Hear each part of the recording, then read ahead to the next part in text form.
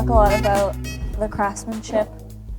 We craft every single piece of furniture. We started primarily with Barnwood. How we started, right, and where we are today with our product. I was like, that's a great time to go on vacation, is when you're broke and out of work. We drove to some family's house in southern Ontario, started in Minnesota and Wisconsin and Michigan and so on. And as we were driving, this thought kind of came to my head: you should rip down a barn. I remember we were pushing some of the wood to the side, and Nathan's like, what do we keep? I'm like, I have no idea. He's like, what are we even going to do with this? I'm like, I have no idea, Nathan. And my landlord at the time came in and he looked at it. He's like, that thing's awesome. And he said, you should build a dining table. I think one of the most unique things about Barnwood that really caught my attention, and it actually chokes me up, is that Barnwood, or wood even in general, reminds me so much of us as people. And as the company's evolved and people hear about us and what we do, we still build pieces like that. Blayne says we're like barns. And his wife was like, what? Like, special in that way that Yeah. it's an art form. Like, we're creating sculpture. Yeah. Hi, I'm Natalya. And I'm Blayne. And this is Behind the Barnwood. So you've been the interviewer the whole time. Yeah. As, do you remember a time where, like, what was it like for you growing up in a house with a shoemaker? Oh, yeah, I'm in the hot seat. Yeah. I remember when I remember the trip that we were on when it kind of all started, but I was a kid, so I don't remember conversations talking about it. There's like a core memory of me laying in bed the day before you were gonna start. Really? Your business, or it wasn't gonna be Prairie Barnwood. It was actually gonna be Omega Cabinet Company. Yeah. And I remember you tucking me in, and I was like, Dad, what's the business you're gonna start tomorrow? And then you were like, I said, what's the name? And you were like, Omega Cabinet Company. I was like, okay. And then I was just like, good luck. Yeah. And then you're like, thanks, bud. And then you left. I don't know why that's a core memory, but it's stuck in my head. And that was, you were going to start the next day. Wow. And I just went on about life, obviously. Yeah.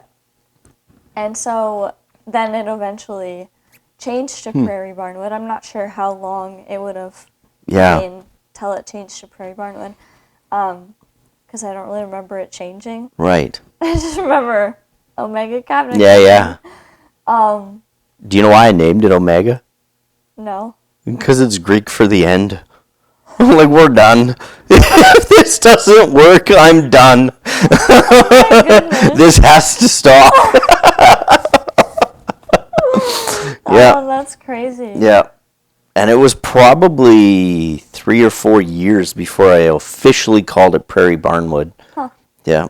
Interesting. Yeah. Yeah, and so I remember coming and we would, remember the chicken barn? Yeah. We'd always come and visit. Yeah. That was my first shop. Yeah. Yeah. And, we'd, clean the shop not every Saturday, but it was, once a month. Right. And, the whole family. Yeah. We get dragged there, which I was fine with, because we'd either clean the bathrooms at home or clean the shop. Yeah. Go clean the shop. Yeah. Which was fun. So we'd always run around. Yeah. Run around, and there we had the rolling carts that that we use now, today, with ropes attached to them that you would move the furniture around. Yeah. I put my brothers on there and run them back and forth through the shop. Yeah. They would drift through the shop. It was so funny. Yeah. Little things like that. I don't have a ton of memories. Yeah. There's little quirks that I remember about the shop. We didn't really have a bathroom in there, so it's just an outhouse. Bathroom for years. And I lost Justice in the outhouse or the porta potty. The porta potty. Yeah.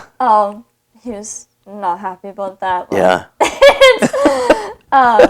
Yeah, things like that. The upstairs, the floor was a little janky in some places. Yeah. So we'd run quickly across the parts that would start to cave in. Right. So that we wouldn't fall. Wouldn't fall. Oh my goodness. I was always scared there'd be like mice. Oh, there was mice in around. there. There's so many. There was lots of mice in there. So many. Because we're in a field, like next to the field. In an old chicken barn. Yeah. Yeah. Now a woodworking shop. Yeah. Yeah, yeah. And then I remember, I think I was like coming into my teenage years when you would have started the new shop. Right, yeah. Yeah, we were 2017 when we built the new shop. Okay, so I would have been like 16. Okay. 15, 16. Yeah. So I remember that a little bit, like kind of the process of it. Yeah. You were walking us through. It was just framed. Right. And then I was a teenager, so I went about my high school years. Right. Didn't really come to the business much. Right. And then, yeah, it was I think in 2020 when I started. Yeah. I guess 2019 when I came and worked for the summer. Right. And we shared a desk in your office. Yeah. Yeah. Oh, man. Yeah, and that's kind of where it began with me doing marketing and designs. Yeah. As a kid, I remember, you'd come home and smell like wood stain and the wood shop and your hands would always be filled with stain and splinters. We'd go on vacations to deliver furniture. furniture. Family vacations were always based on who bought furniture in Alberta or Ontario. Yeah, we went to Chicago once. Yeah, we delivered furniture to Chicago. That was fun. That was a lot of fun. Yeah. Yeah. So just little things like that I remember. Right. Growing up. Yeah. Well, that's pretty neat. With the business, but it's always been that way. Like I was thinking about it the other day, but I don't ever remember you working in any other setting. Wow. You've always just run a business. We were always small business kids. Yeah. Small. You never remember your dad having a job? No. You always had your own thing going. Yeah. Even mom did the same for a long time. So. Yeah. Yeah. Wow. It's just kind of, I don't know, a fun way to grow up. Right. Yeah. Yeah. Always running around the shop and helping out. Well, that's neat. Dusting furniture. It's a neat memory. Yeah. Yeah. So, now what do you do with the business? What do I do? Yeah. I take care of all the marketing. Okay. So I do all the social media.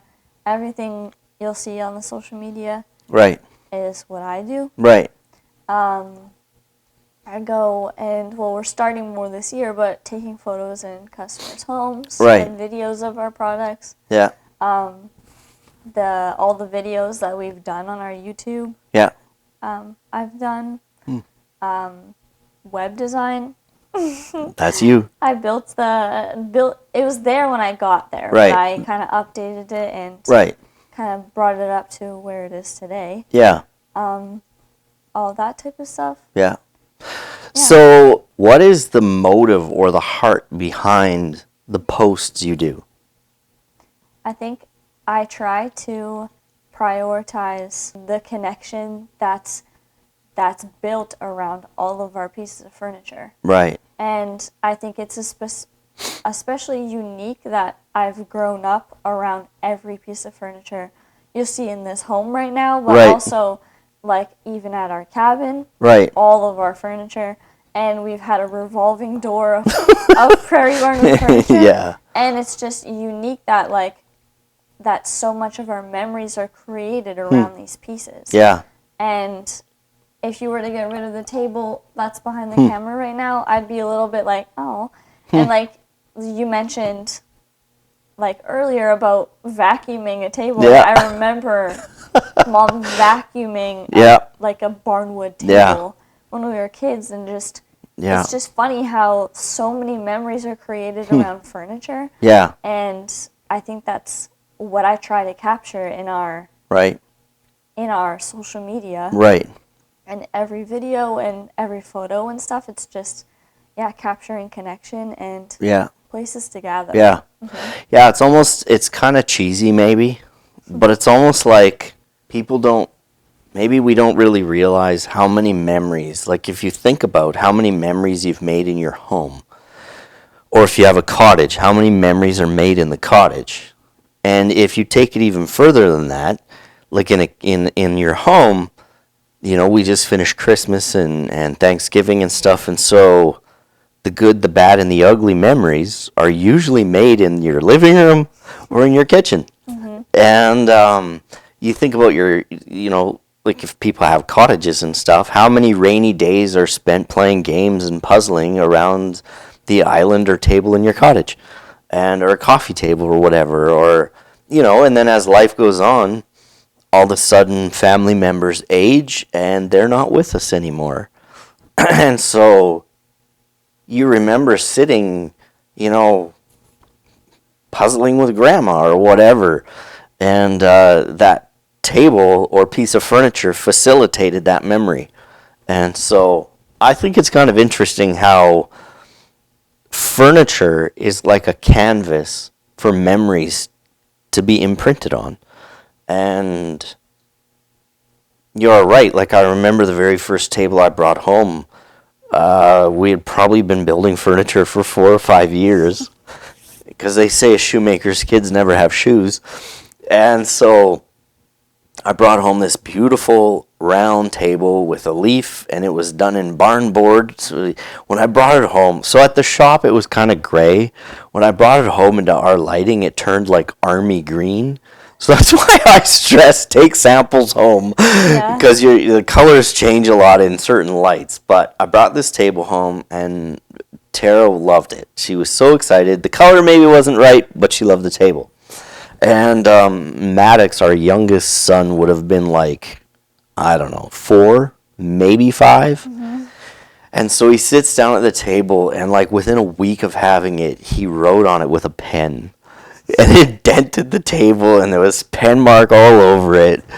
And I was shocked that he lived. But it was kind of neat because we had that table for years after, and anytime you looked over it, you could see that dent. The pen came off, but you could see the dent. And it's kind of funny because obviously you don't want your furniture to dent. Mm-hmm. But for years, whenever I would look over that spot, I would smile and think of Maddox, that that's the day he almost died. No, but it's a memory, right? Yeah. Life's just like a catalog of memories. And it's neat how there's certain smells and music and moments that bring those memories back to life. Mm-hmm. Do you know what I think one of your best inventions is? What?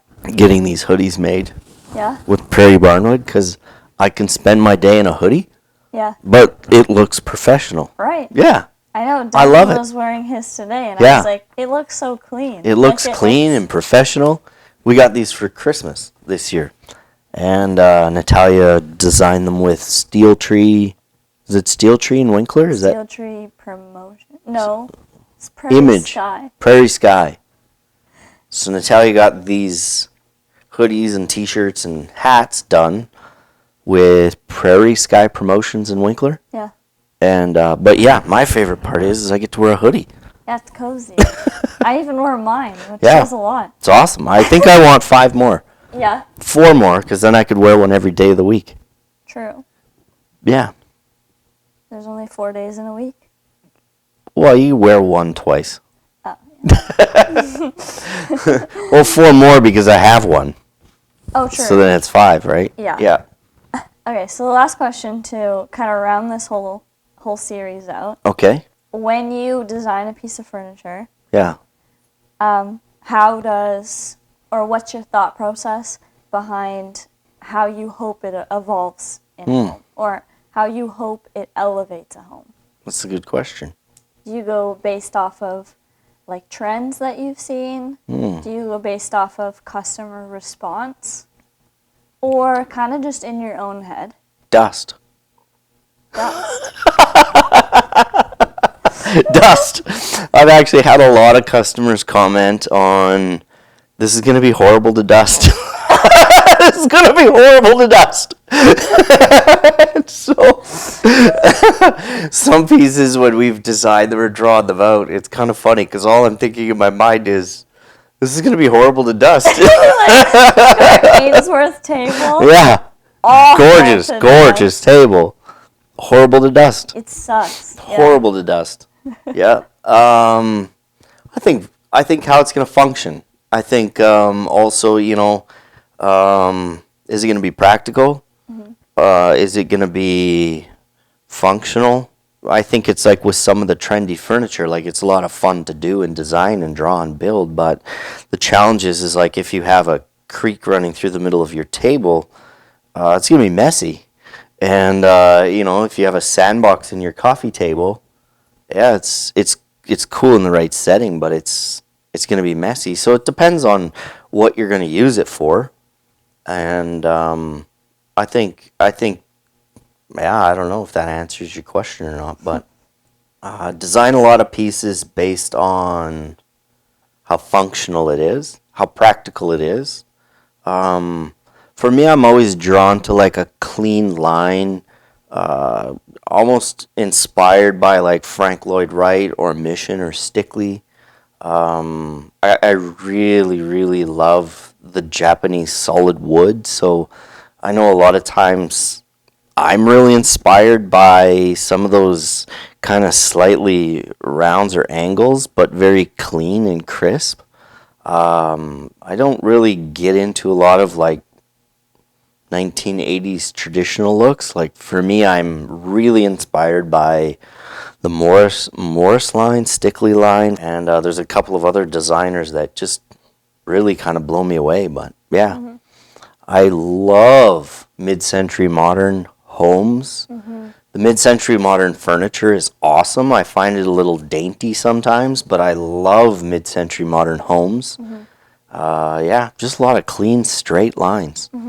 And kind of letting the craftsmanship speak for itself. Yeah. And dust. Yeah. And dust. Specifically dust. Dust. How is this going to be to dust? Yeah, we get a lot of people saying that though too. Yeah. Yeah. Yeah. That's so interesting. Yeah. I don't think I've ever like asked you that question. No? No. Yeah. Cool. Yeah. That's where I hang out in Pinterest all the time. I love that. Yeah. You Pinterest? Oh, I do. Very much. Oh, yeah. I've got boards. Really? Oh, yeah. Cool. Oh, yeah. Yeah. There's one Japanese furniture builder. I don't know if he was an architect, but furniture builder. I don't want to quote his name because I don't have it right offhand, but just amazing.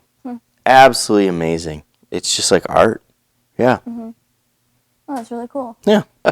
With that being said, thank you so much for watching, tuning in. Stay tuned for more episodes. We'll be launching. Yeah. Anything more to add? I got nothing. I'm all worded out.